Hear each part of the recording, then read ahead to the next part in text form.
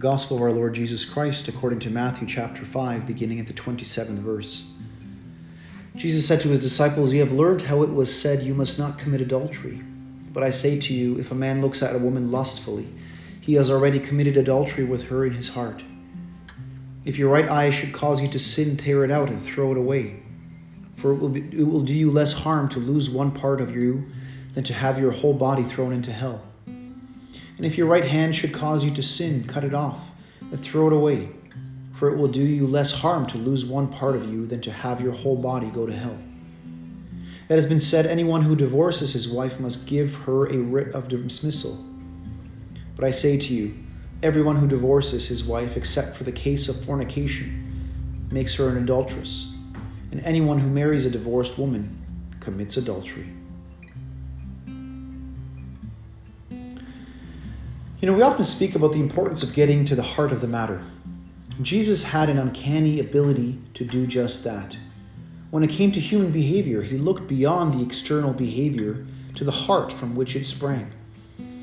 In today's gospel reading, he looks beyond the act of adultery to the lust residing in the heart from which it springs. Jesus insists that the problem begins with a man's fundamental attitude towards a woman.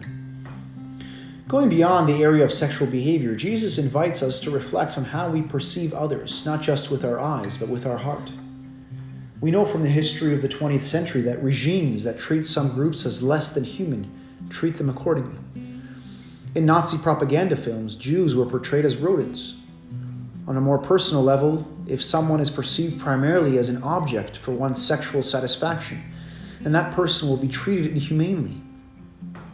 The extreme advice that Jesus goes on to give in the gospel, if your right eye should cause you to sin, tear it out and throw it away, is intended to bring home to us the urgency of taking radical action to change our perception of others, to change our heart. St. Paul would remind us that such a change of heart is not just down to us. It is ultimately God's work with which we need to cooperate.